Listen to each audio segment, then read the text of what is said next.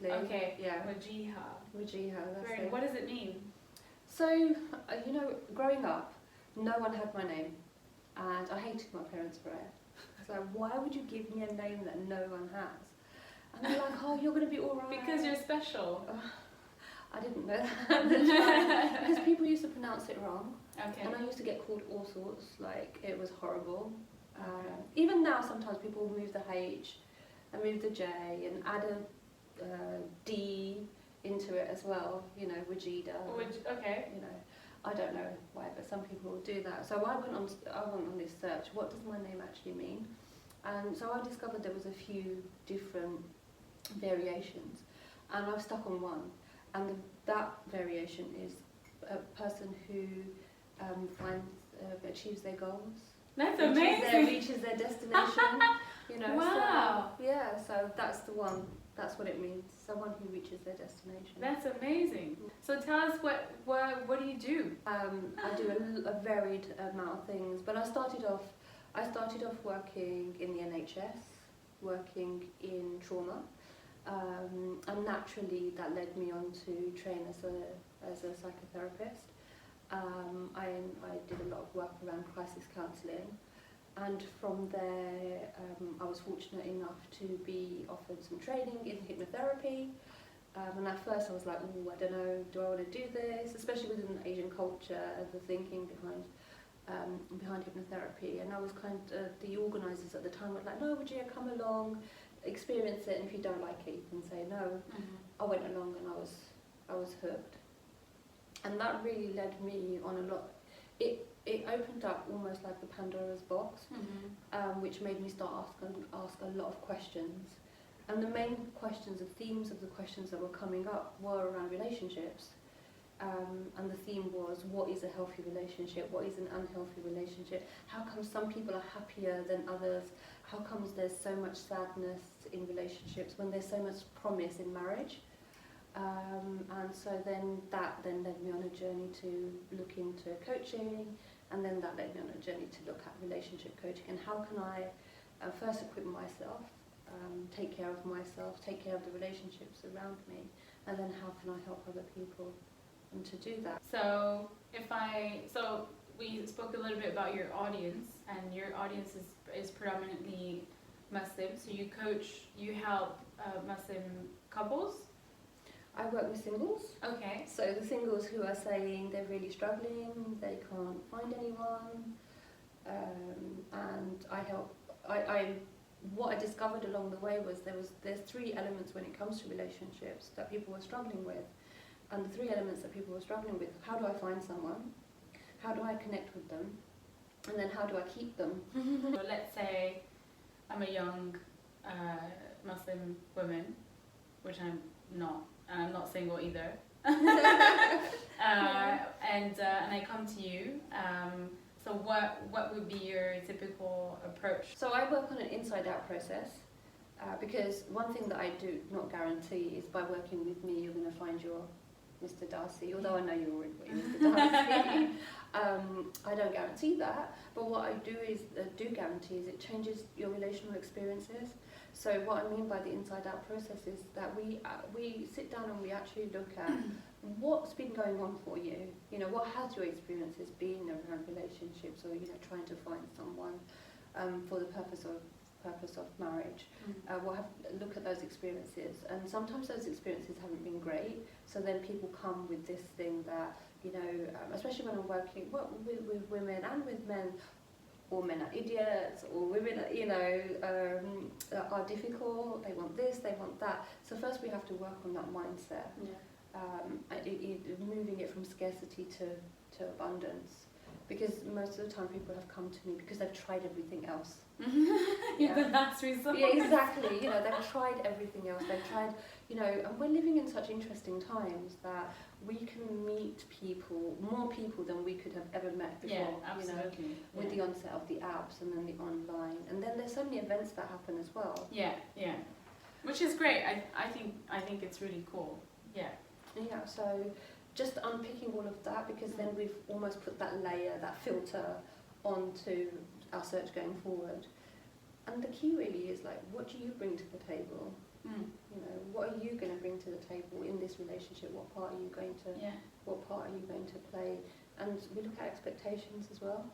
What are men's, based on what you've seen, what are men's primary concern about being in a relationship with a woman? I think, again, you know, this is not dissimilar to women. It is having this almost idea of who this person is going to be already preset, preconditioned within our psyche. And that could be from what people have told us, or from what we've grown up thinking the kind of person that we're going to marry. So those expectations that we have of that person. And then adjusting that to, well, actually, what do I need in a relationship rather than what do I want? Yeah. Because wants are things that you can live without. Yeah. Needs are things that you can't live without. Yeah. And they can be really basic. Yeah. Yeah. But it's identifying those for your... what's important to you. Yeah. You know. And what happens with men and women is they have this huge list of wants. You know. Usually. You know, it could be, he needs to be 6 foot, or she's got to be shorter than me. Okay. You know, for some men it's like she's got to be shorter than me. Yeah, okay. And for women she's got to be taller than me. And actually really is that, you know, that's something that's negotiable in the sense, does this person connect with you? Is there a deep connection? Is there something that... But what if he's an asshole and he's got... what if he ticks all the boxes, but he's a narcissist? I don't know. Exactly. He ticks all the boxes, you know, and but he treats you badly. Yeah. You know, and sometimes we're so deep into the relationship that is so hard to then walk away from that relationship, because we think, oh, he meets all of these X, Y, and Z, but this one thing, you know, this thing is coming up, which is essential. Exactly, and you know, they say that relationship always ends with the red flags that appeared in the beginning. Yeah. You know, and so that's where self-awareness comes in, and that self-belief that you are worth it, you are worth the effort. You know? And do you deal with when you coach couples? Do you deal with cases of abuse, or I mean, you know, abuse can be physical and psychological, and I think sometimes the psychological aspect of abuse within a relationship is not often clear, or it's not obvious to people, or even for the victim, it's not always easy to, you know, just because someone didn't slap you in the face doesn't mean that there is some form of abuse going on. So you deal with that as well? Yeah. So that's my core of my work. The core of my work is helping people to identify what a healthy relationship is, knowing what a healthy relationship is. So I do this in a masterclass I've called Finding Mr. and Mrs. Right, and in the masterclass we really delve into core character values. Yeah, we delve into what positive core character values are, and we delve into what negative core character values are. And the women and the men that come to these works and sit to the masterclass, when we do that part of the day, their jaw drops, because they're like, oh, we never looked at it in this way. And so just having that clarity around values, and it's really interesting because how people then say, oh well, I would accept that, that's okay for me, and another person would be saying, hang on a minute, I would never accept that in my relationship. Yeah. So we've got to look at where those life lessons have come from, and again they've come from our experiences, and you know, some behaviours have been normalised and become acceptable, so therefore we don't really see them as negative, as toxic, as abusive, as unhealthy. Whereas someone else who hasn't had that experience would view them as... would never accept that. Exactly. So for us to... And also the other thing is that, again, relationships is a two-way street. Yeah. So we have to know about our traits as well, about how we could be abusive too. You know, like for instance, you know, someone who is, you know, generous with their time and with their things, I might be generous with my time and things, but you might not be generous with your time and things. Yeah. Yeah. Yeah. And not necessarily what we would say, oh yes, that's abuse, but it's subtle, Okay. you know. You mean someone who wouldn't give their time and Yeah. energy? Yeah, but expect it from you. Oh, I see. Yeah. Okay. Yeah. Yeah. Or someone who mocks you, Mm-hmm. you know, and then laughs it off and says, I was only joking. Mm. Yeah. And the first time it could Do you resonate? the first time it would be funny, you know. Yeah. Oh yeah, he was just joking, or she was just joking, and then after a while it starts It grinding becomes on you. undermining. Yeah. Yeah. And you know, like we were speaking earlier about boundaries. Yeah. Yeah. Yeah. Would you accept that from your friend? Yeah. Yeah. I mean, it depends. You know. Yeah. And then when it starts grinding, actually that's hurtful. Mm-hmm. It's too late to then say, actually, don't like you doing that. Mm-hmm. So it's being able to respond to the situation earlier, Mm-hmm. rather than it becoming something that then becomes ingrained into the relationship. What do you love the most out of your job? I love seeing the light bulb moments. I love seeing the transformation. I love getting a phone call from my client saying to me, Joe, you know that thing, not that I have to be right, but they'll say, not that I have to be right, but they'll phone and say, well, Joe, you know you said that thing to me, well actually it worked. Mm. You know, you were so right, that made sense. You know, I mean, like attachment and things like that, we have that as part of us, and sometimes we have to step back and think, you know, what again am I being, am I reacting my experiences with this person, you know, that I'm with? You know, this, oh, he's going to leave, he's going to leave, he's going to leave, he's going to leave, you know, that insecurity that you have. But just stepping back and thinking, who is this person? Am I better with them? Do they make me a better person? Do I make them a better person? And if they want to stay, they're going to stay. Yeah.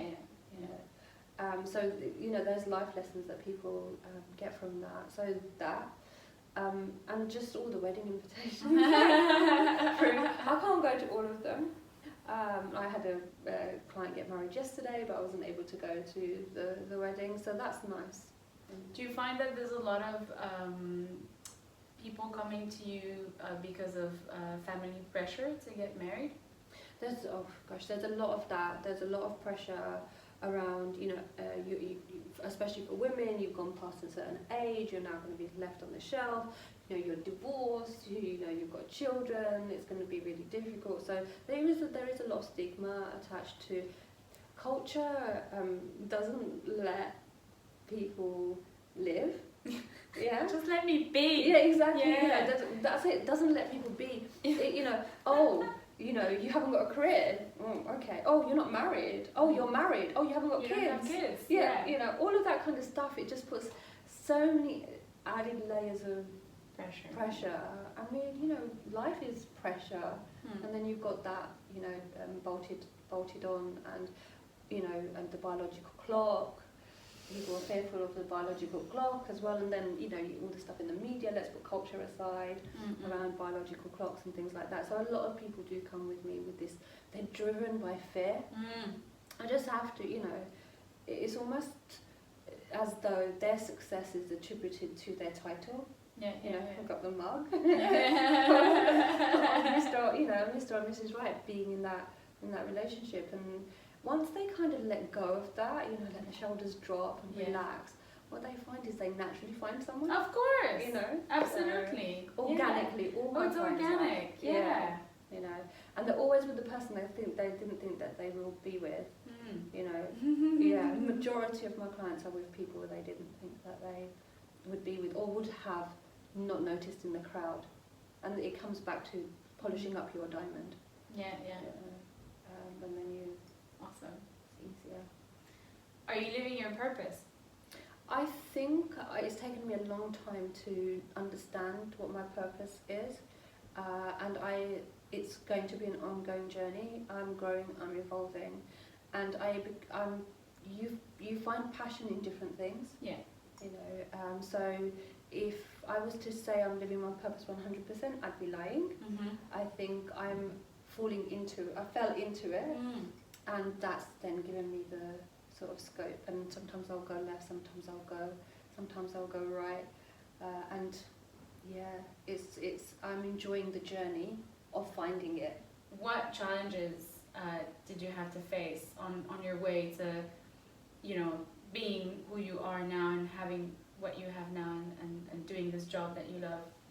Then for me, the biggest challenge that I had was actually believing in myself, and knowing that I had to believe in myself. That was the first challenge and the first hurdle. And what it took was someone else to believe in me first. Yeah. And you know, if you think about it, and when you talk to people about their stories, and they will say there was someone that said something that triggered something, you know, or there was a life experience that happened that triggered something.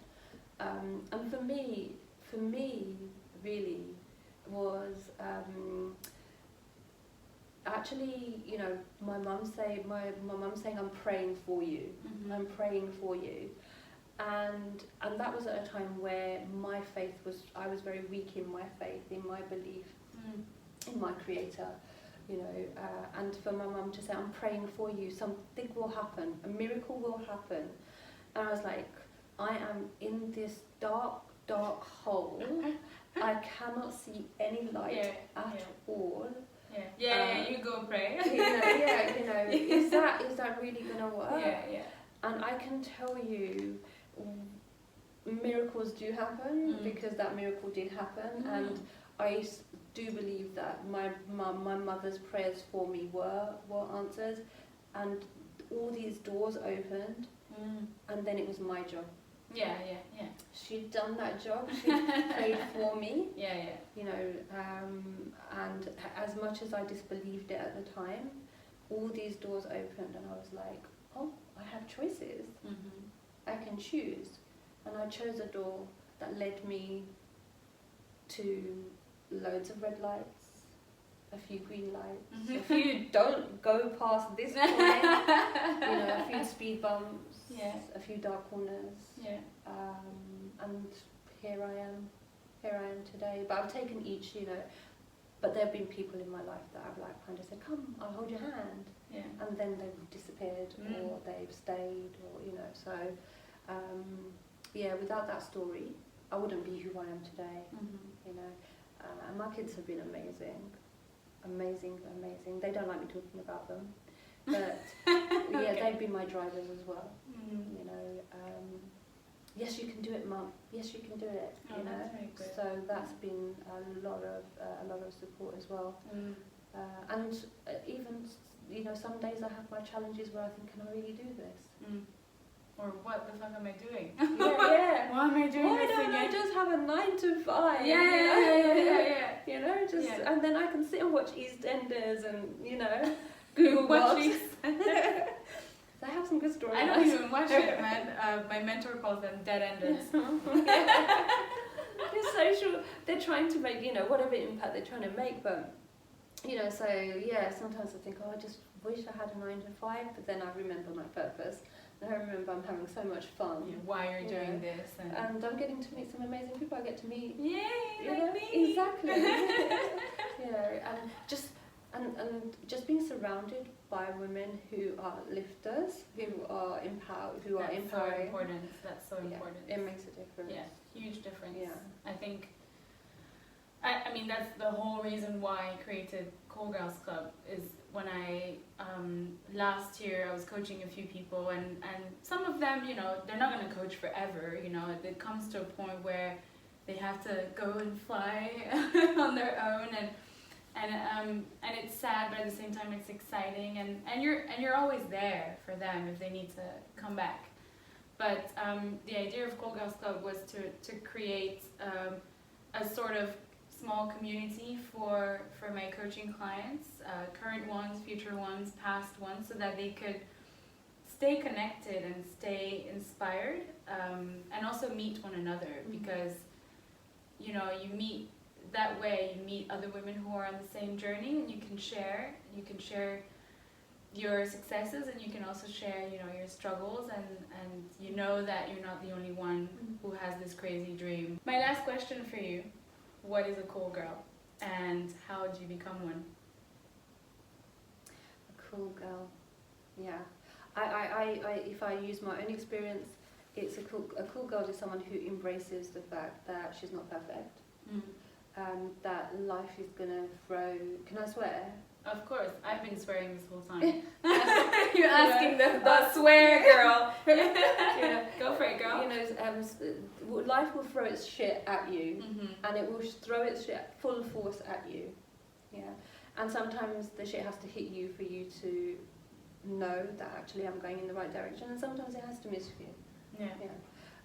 So perfection is not what is expected of a cool girl, but what is expected of a cool girl is someone who, like you described earlier, is a go-getter, someone who's there, who defies the shit in everything and says, "Fuck you, Yeah. I'm gonna do this. I see you." Yeah.